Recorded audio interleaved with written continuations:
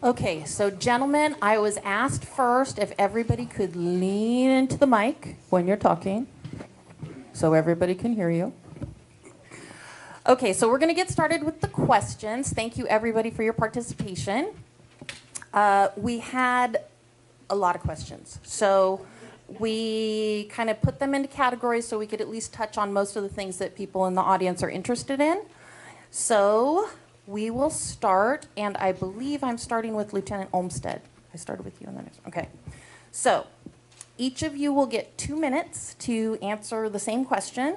There were some that were specifically to candidates, but we kind of massage them so that each person would be able to do that. So the first question is, what do you see as the greatest challenge in the sheriff's role regarding oversight of both legal and illegal cannabis operations in Santa Barbara County?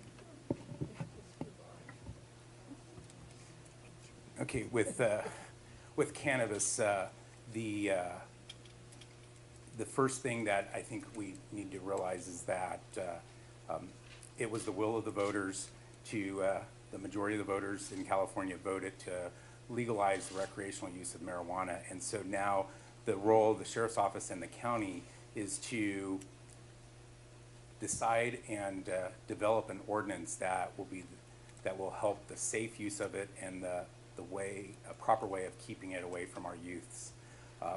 As soon as the proposition passed in November of 2016, I actually formed a meeting with all the different county departments that might have responsibilities in this area, and that committee ended up turning into an ad hoc committee with Board of Supervisor members on it, and then into a work group with other county departments.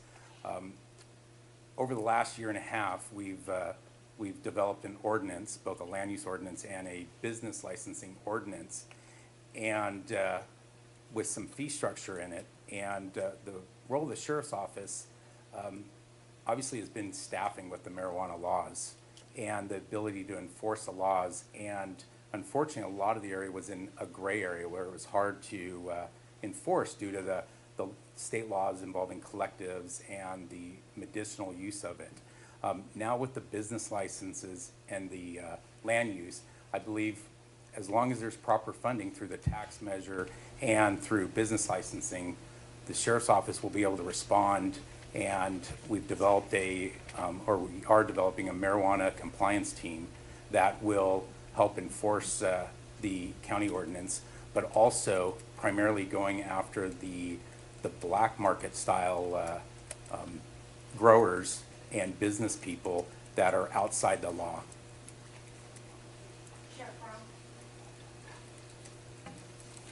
Thank you.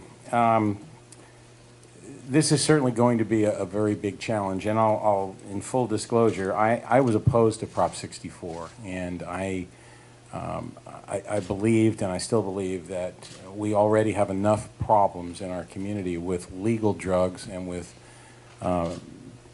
drugs that are used and abused, and with alcohol, and I was very sorry actually to see this happen. However, it was the will of the voters, it was the people speaking, and it is now the law of the land. And as the sheriff, I'm sworn to uphold the law of the land. It's going to be very important for us to recognize that if there is going to be legal marijuana in our communities, the people, the county, needs to be able to benefit from that. And that's going to have to come in two ways. One is that the legal marijuana that is grown is going to have to be taxed, and the tax is going to have to be enacted and voted upon by the people. That will be on the ballot this June. And if it passes, it is then dependent upon how the Board of Supervisors chooses to spend that money, because the tax that will be on the ballot is not a specific tax that would be designated for law enforcement or code enforcement, but rather it is a general tax that would be completely at the discretion of the board. Now, I think the board is understanding of that fact and would put that funding towards this. And it's going to be very important that we upstaff our narcotics and our code enforcement capabilities to keep the illicit marijuana out of our county. and allow the legal grows to operate and to be successful so that we can get the funding for that. Marijuana is a glut on the market right now. The price is coming down. It's very, very up in the air as to what the overall situation will be with marijuana. I agree both with the sheriff and Lieutenant Olmstead on their points. Just to talk about some concerns that people have with this. You know, I think we're probably 20, 30 years away from figuring this out. But it's a will of the people, and it passed with 62% of the vote. So as law enforcement, we have to figure out what to do with this. But, you know, with the federal government and how we pay for this, or how it's paid for, the banks aren't under the same laws, so there's a lot of cash.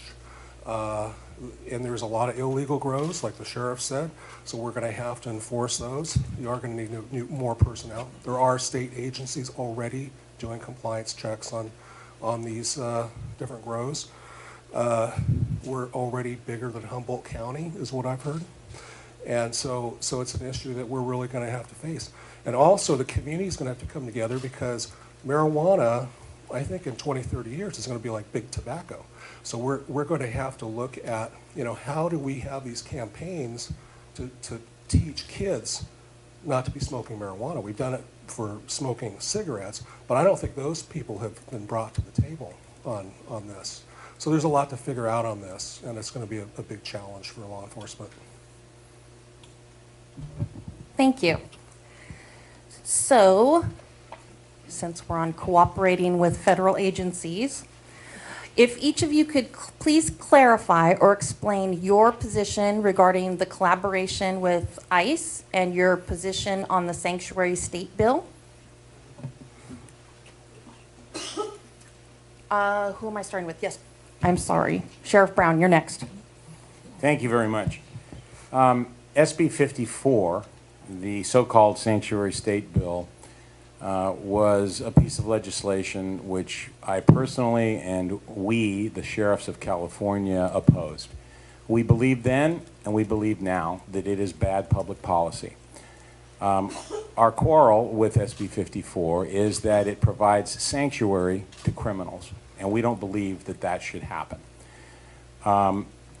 We were heavily involved in the legislative process. We worked with the author initially, but had very limited involvement after a while with him. But we worked with the governor's office, and the governor was very helpful in terms of intervening and changing the law so that it really addressed about 80% of our concerns. But there are still 20% of our concerns that address crimes that currently are serious crimes, some of them felonies, some of them high-grade misdemeanors, for which we are not authorized to call ICE if that person is in our jail, if they're bailing out of jail, or if they're sentenced and they're being released. And those crimes include assaulting a peace officer, they include domestic battery, they include repeat drunk driving, they include serial theft, they include animal cruelty, for example.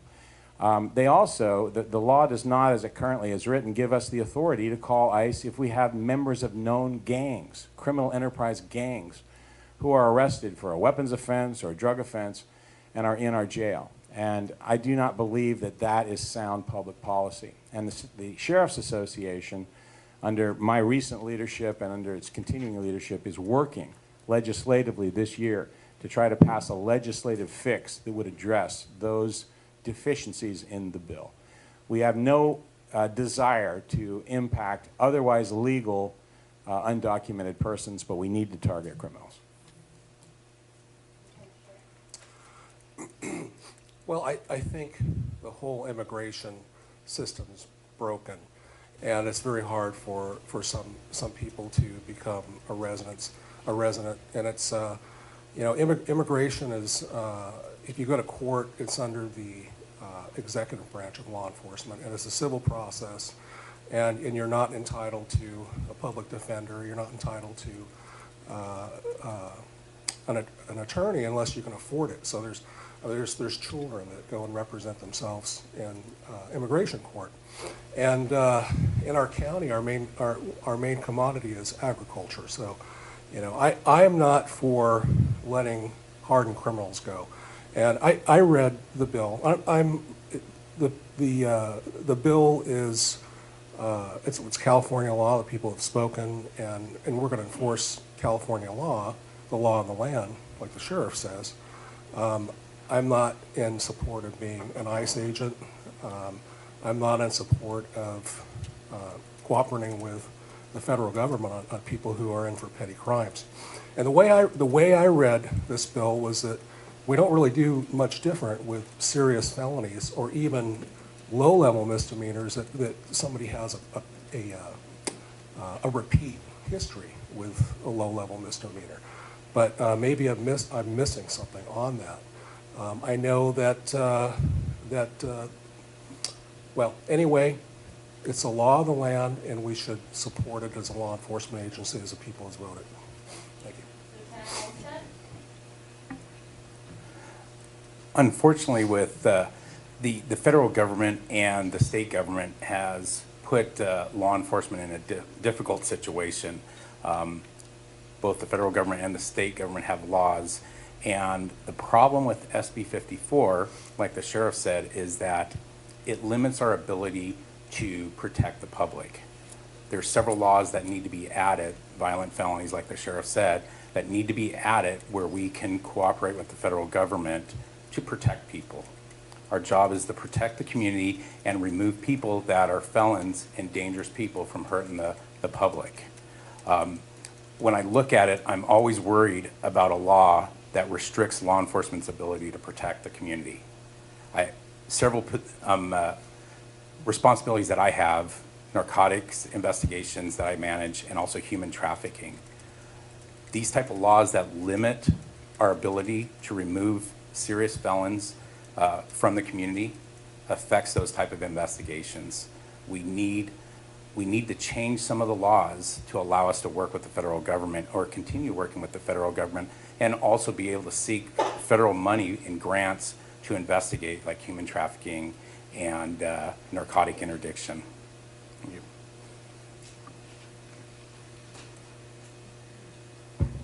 So I think we will kind of go back to mental health, and there were several questions on this, so I'm going to kind of combine them. So if we can give them each 3 minutes, because I'm going to give them kind of several parts. So, several of the questions were about changes or updating how the training happens for sheriff department members who come into a situation with a mentally ill suspect or victim, and what type of training could help with de-escalating confrontations. Also, plans to work with other community partners that can help with mental health, such as transitions. So it's kind of a two-parter. So your thoughts on training, updating the crisis training for handling mentally ill suspects or community members, and also your plans to work with other mental health stakeholders within the community. Lieutenant Hsueh. In 2015, I went to the undersheriff and said I wanted to start this program with crisis intervention training and a behavioral sciences unit. And so we got the go-ahead, and we did this without costing the sheriff's office or the county money, except for officers teaching the course. We recruited volunteer psychologists. We partnered with behavioral wellness, different service agencies, NAMI, the National Alliance on Mental Illness, and Families Act, and different community groups to put together this program. And since then, we've trained over 700 officers in the county in crisis intervention training in an 8-hour class. I personally certified the class through POST, the Commission on Peace Officers Training, Standards and Training, and STC, the State Corrections and Training, for jails, probation, and for law enforcement. And then I worked on certifying a 40-hour course And back in November, we put our first 40-hour class on, and we got 38 officers, dispatchers, different agencies from actually around California through the course. And so our plan is to have that course twice a year and have about 25 to 30 8-hour classes every year. So it's ongoing training. But you have to really think outside the box and be creative so it doesn't cost the sheriff's office money. We paid for this by charging a tuition to outside agencies and got our own personnel trained by doing that. It's very important in the community. If you look nationwide, there's estimates up to around 50% of the use of force we use is perceived to be on people who are mentally ill, and the rest is probably on people who are substance abuse folks. So that type of training is very important, involving de-escalation, slowing things down, being able to use compassion and empathy to speak with people, and integrating mental health services with law enforcement, which is a successful, proven thing in other counties. We have LAPD has a SMART team, system-wide mental health assessment team. San Diego has PERT, psychological evaluation response team. And it's very important, and we need to keep moving forward in this direction.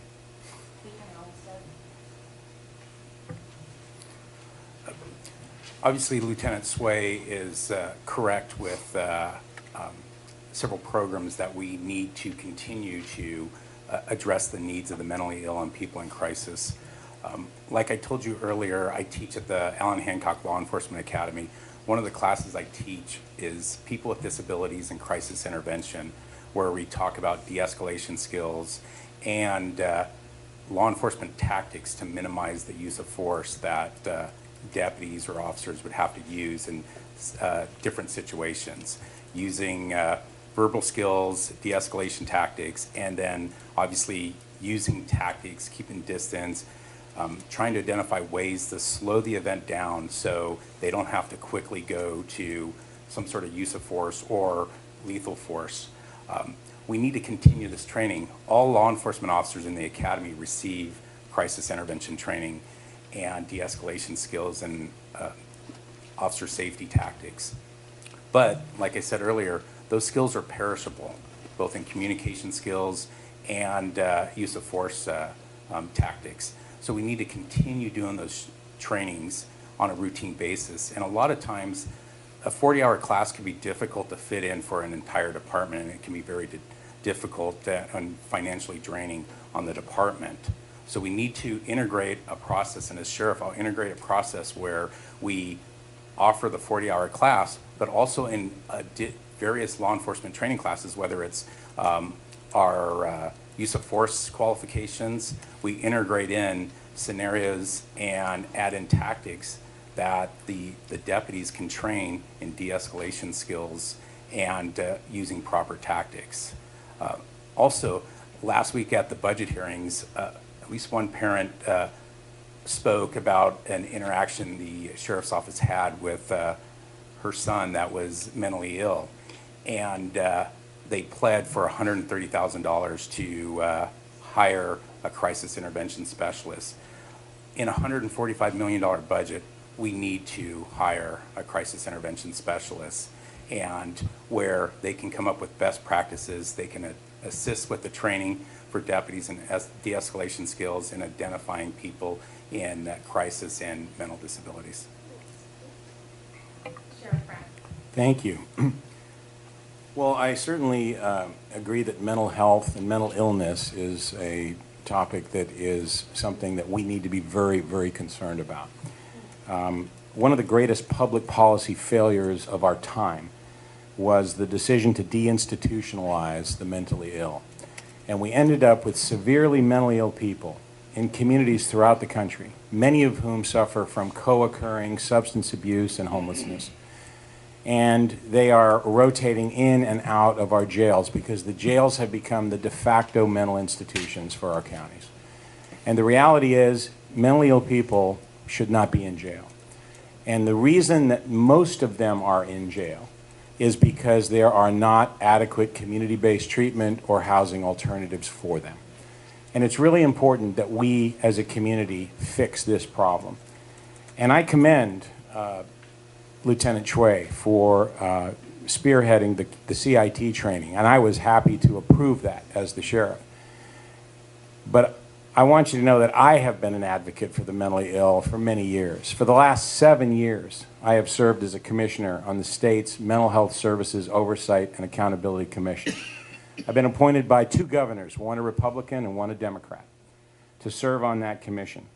I've chaired the Criminal Justice Committee, and that committee studied this issue, the involvement of the mentally ill with the criminal justice system, for the past 2 years. And in November, we issued a report called Together We Can, Reducing Criminal Justice Involvement for the Mentally Ill. And that report is a roadmap, a toolkit for counties to address this vexing, perplexing problem that haunts not only us, but every county in our state, and indeed every community in our country. And there are some good things that are happening. And what we did in this study is we went across the country, we went throughout the state, and we looked at places that had best practices. We looked at how communities had worked together to solve these problems. And what we found was that those who were the most successful were the ones who collaborated, who recognized there was no magic pot of money that was going to be coming to fix this problem, either from the state or the federal governments. But rather, they said, we can take what we have now and we can work together to solve this problem. And that's what we are working on doing. Thank you. Okay, so let's lighten it up and talk about the Second Amendment.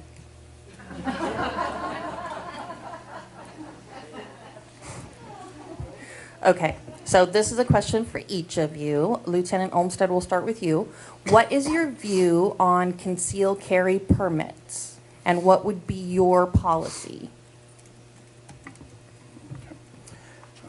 Obviously, this is a big topic. It's probably 1 or 2 on the top questions that are asked during this race. Primarily, it has to do with concealed weapons permits. The state of California has a law that allows the sheriff to issue a concealed weapon permit. I will follow the law. My caveats are that, and to go along with the law, is that 1, you can't be a prohibited person, obviously. 2, you have to have a training class, and I will evaluate the training class to make sure that it's an intensive training class that teaches responsible use and carry of firearms, plus also proper safe handling of firearms.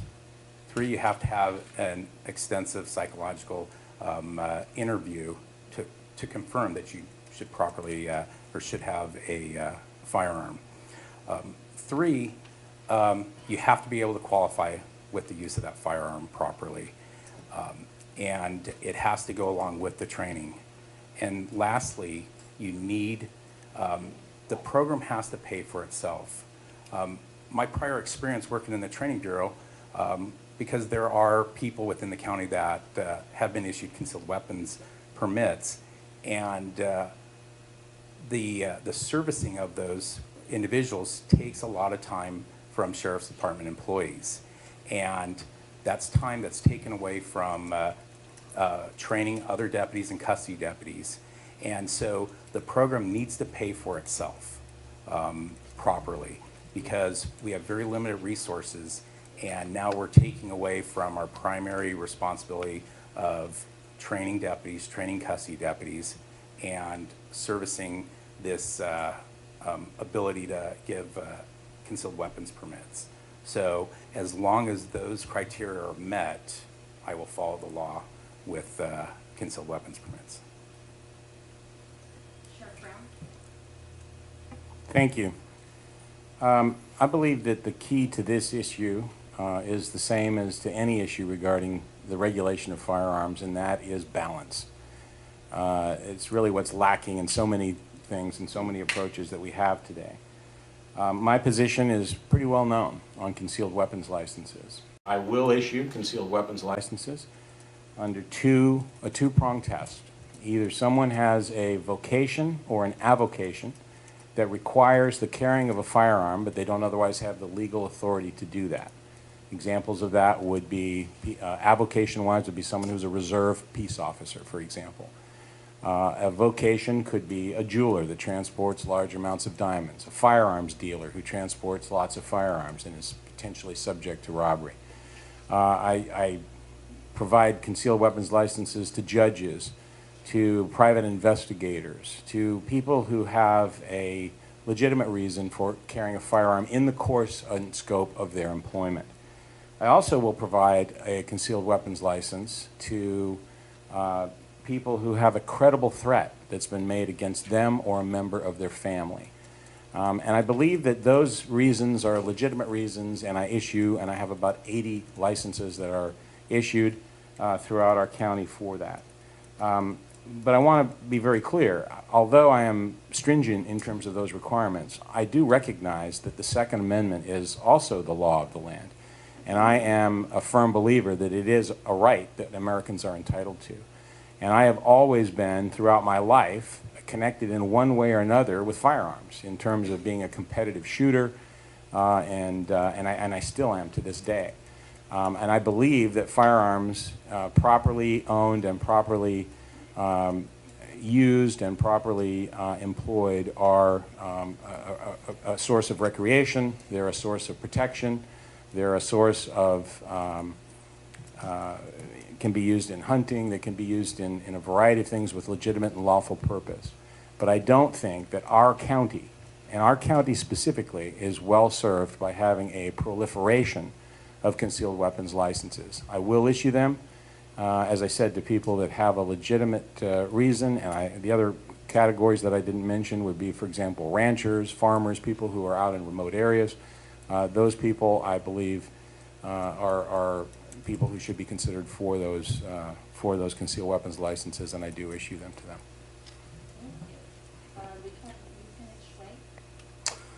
I like the sheriff's answer. I like his views on how he issues firearms. I have just an added to that. I've been a law enforcement firearms trainer, and I've been around firearms my whole life too. I feel that not everybody should have a firearm. Peace officers go through stringent training. They go through a psychological. They go through a background. They go through a polygraph examination, and they have ongoing training. I think that when we do issue concealed carry permits, people need to be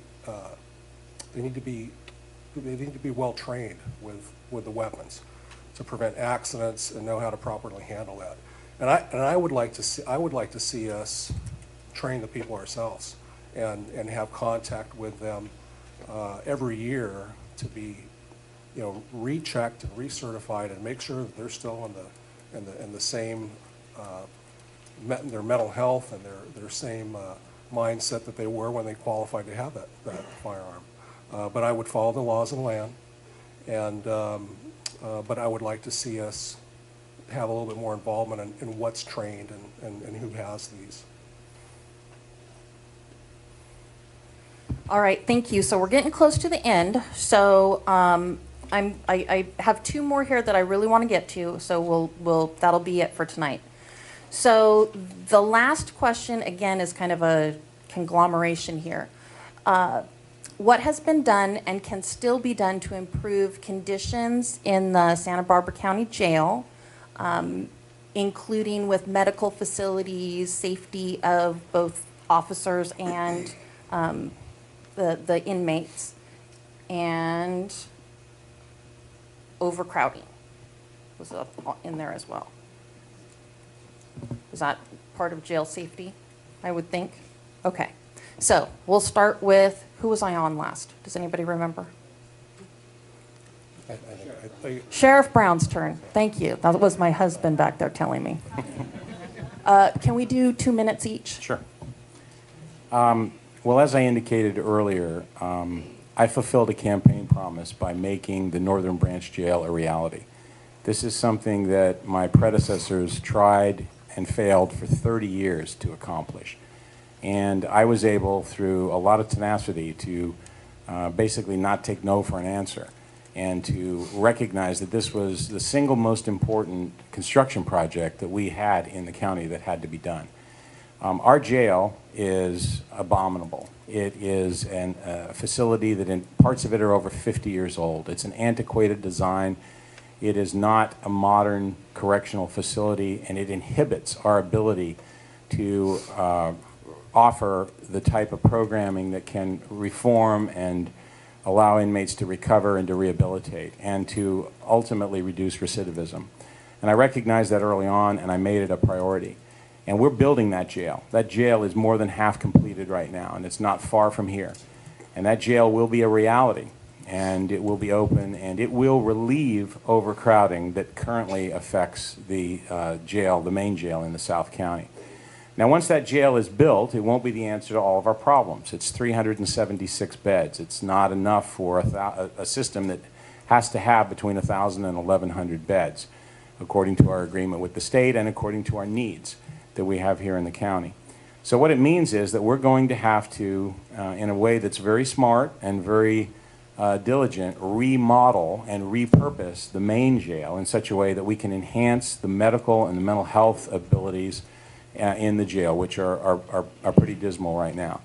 Despite the fact that the jail has its problems, I want to take a moment to just thank our custody staff for the tremendous work that they do each and every day in difficult conditions. Remember, they're in that jail just as long as the inmates are on a daily basis, and they have done a superb job. So I want to echo what the sheriff says, because our custody staff is really good, and they're progressive, and they're moving in the right direction. And unfortunately, we don't move quite fast enough for the public sometimes, and we can do better. We have done better. We have a new contract with the California Forensic Medical Group, which is the same group that Ventura Sheriff's has. It's a very good company. They're very responsive. They're doing a much better job. There's some growing pains over there, but they're doing a much better job. And our jail's moving to direct supervision. And direct supervision is, if you look at community-oriented policing, it's a community in the jail. So when you're looking at the traditional jail is kind of like you're looking up from the outside in. And with direct supervision, you're inside with the folks that are in the jail. And so you're going to get better services because you're going to create better relationships with the inmates or the people in the jail, and you're going to know if they're having medical problems or they're going to have mental health problems, or if somebody's a victim by somebody else in the jail, they're going to be more likely to talk to the custody staff. So that's better. We're doing a better job. We're moving in a right direction in that. I'd like to see how often, if they do, if the okay. Well, anyway, there's lots we can do. We can. Okay. I was gonna finish, and I'd like to see if the assertive community treatment team makes regular visits to the jail through behavioral wellness, and I'm not sure if they do, but that's something that other jails do, and can assist. Well, obviously going third, you hear a lot of detail previously. So what Sheriff Brown and Lieutenant Hsueh said were correct with a lot of the areas. I mean, we need to minimize overcrowding. We have the new jail that's state of the art, and also we need to have ensure that we have good contracts with our medical providers. Additional things is another way to ease overcrowding is, as long as the inmate qualifies, we need to expand our electronic monitoring process, and where if they meet a criteria, they are put on electronic monitoring and released back to their house. The caveat to that is that we have to have the staff to make sure they're in compliance with their terms and do regular home visits to check that they're in compliance. If they're not, then unfortunately they have to go back into custody. We also have to look at the training and improve the training that's in with our custody staff. They do an unbelievable job in the facility right now, but we have to increase the training and give them more tools to work with the inmates and make the jail setting safer. Unfortunately, with budget cuts, a lot of times the first thing that gets cut is training. And also the way the state laws are right now, a lot of times we put new employees with very minimal training inside the jail. We need to ensure that their academies up front to make sure they're properly trained. Additionally, we have to reduce the mandatory overtime that's been in the jail for the last 15 years. That's a safety hazard because our custody deputies are getting tired, and it's a lot easier to make mistakes and get hurt.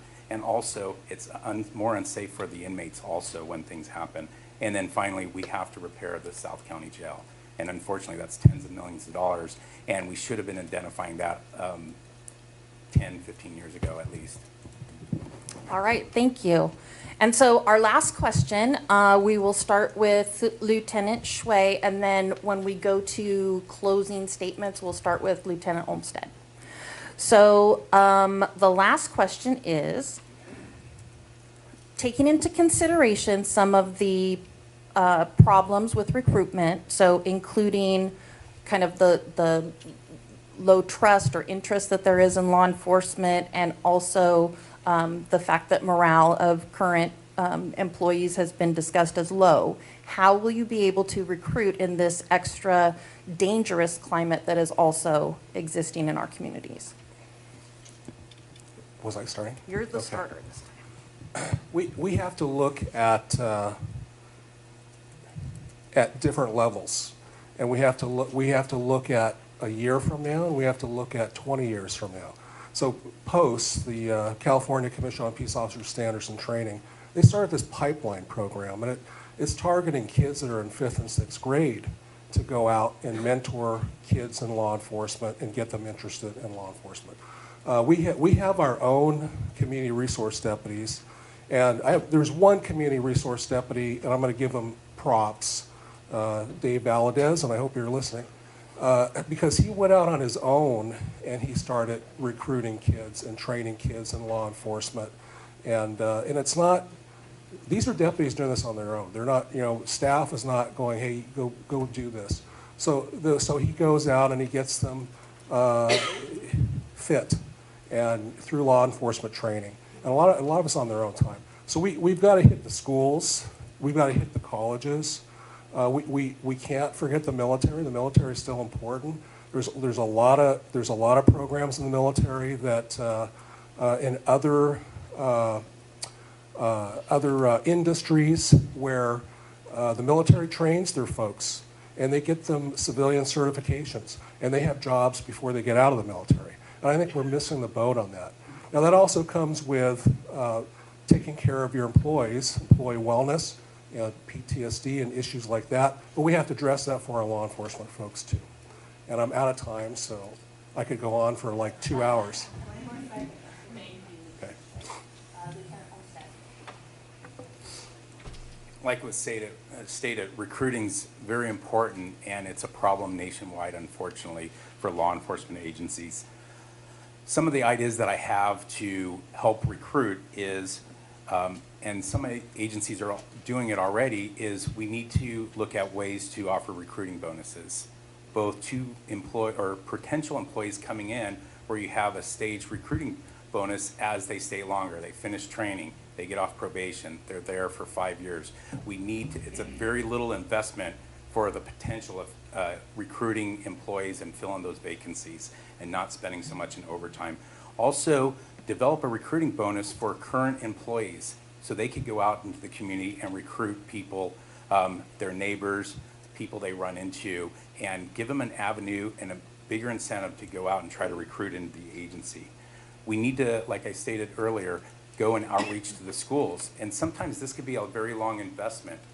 If we go out to UCSB, then we can almost immediately get them within the next couple of years, but we need to outreach to the high schools, and that's a 6-8 year investment that we're putting in to get people as they graduate high school, they go to college, and they come back. We need to increase the Explorer program, and also we need to outreach to the media and have the media educate about law enforcement, because there's a lot of misperceptions, usually from Hollywood, things like that, that we need to educate the community on what it's like being in law enforcement in Santa Barbara County.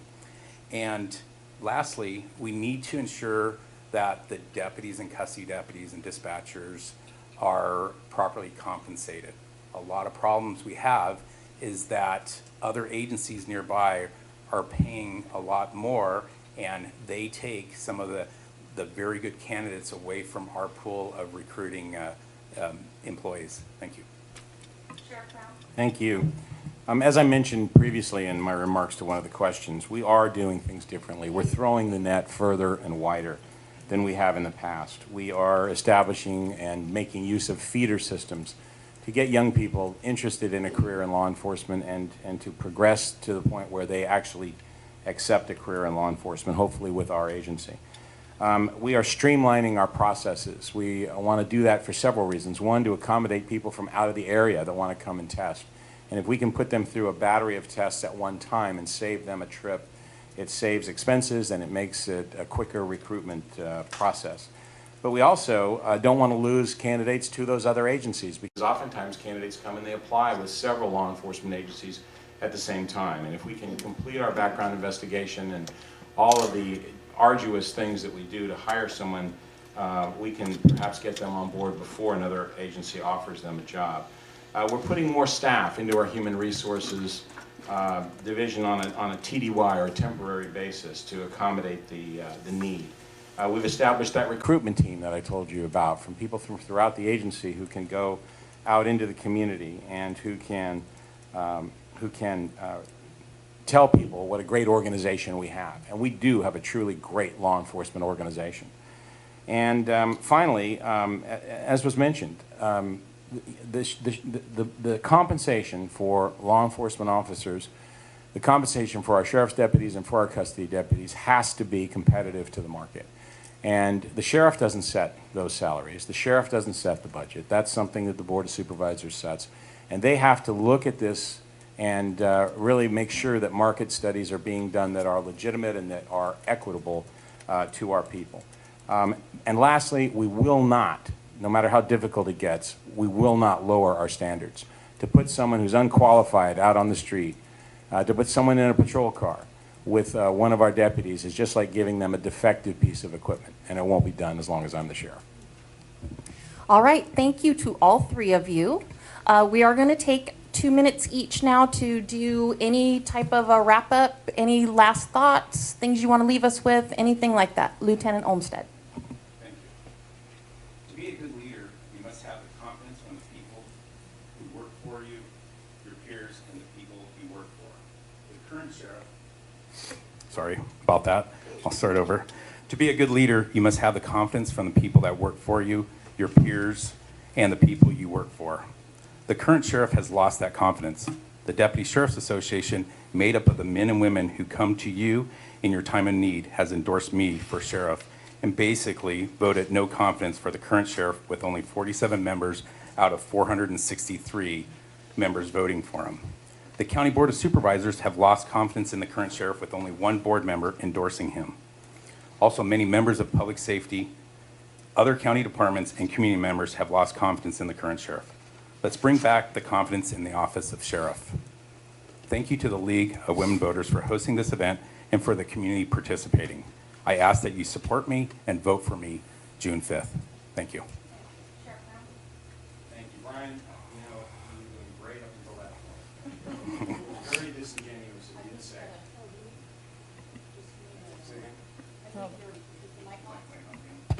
Excuse me. You did great up until that point, but it was a disingenuous statement to say that that 470-some people, to imply that 470-some people voted in the DSA endorsement, and that did not happen. And the reality is that I still have the confidence of many people within that organization, and I have had that confidence in my previous elections. I'd like to read you a testimonial that was given to me in my last election. It says, I've worked for 5 sheriffs during my career at the Sheriff's Department, and I've been with the department since 1986. Running this agency is not an easy task. My opinion, based upon my observations over the years, is that no one has headed the Sheriff's Department better than Bill Brown. You can't please everyone all the time in this line of work, but Bill Brown possesses the experience and years under his belt in both the law enforcement and political arenas to guide our agency in a positive direction. I sincerely believe his priority is the safety and quality of living for our communities. In Santa Barbara County, I'm voting to re-elect Bill Brown for sheriff, and that was in 2014, written to me by then Sergeant Eddie Hsueh. And I'm not sure what happened between then and now, Eddie, but I want to thank you for that heartfelt endorsement. I want to let you know that I am also endorsed by more than 750 people, including the governor of the state of California, including Senator Dianne Feinstein, including Assembly Member Jordan Cunningham, and several other former Assembly members, 5th District Supervisor Steve Lavagnino, Joe Centeno, the man whose name is on the building that we're in today, Dwayne Holmdahl, also a former supervisor, our district attorney, all of the municipal police chiefs of Santa Barbara County, a long list of mayors, council members, former council members, and former Superintendent Bill Cerrone, Superintendent of Schools, also a number of organizations, including the California Police Chiefs Association, the California Peace Officers Association, the Tri-County Building Trades Council, and all of their affiliate members. Thank you. I was about to skip you. Lieutenant Hsueh. Sorry. Well, first of all, I like Bill Brown. I think he's a good man. And I did endorse him in 2014. I had a rocky start with the sheriff when he first came to the sheriff's office, and he changed my mind. But I think that there is a time for change, and there's a shelf life on leaders in the sheriff's office, and I think there's a time for change. And you know, we talk about leadership. Leadership's a language, and we talk about, okay, well, you make sergeant, you have a 500-foot view, and then you move up and you have a 1,000-foot view, and then you move up to a 100,000-foot view. And I think the sheriff's view has become too high. And I think that he's so high at the state level, sitting on commissions. I think that he is well-intentioned and he does a great job at some of these committees and whatnot. But it hasn't helped the local communities. And I think that you need a sheriff that's going to have a slightly closer view to the communities. And so we need to bring back some logic in law enforcement, and we need to bring back some local community.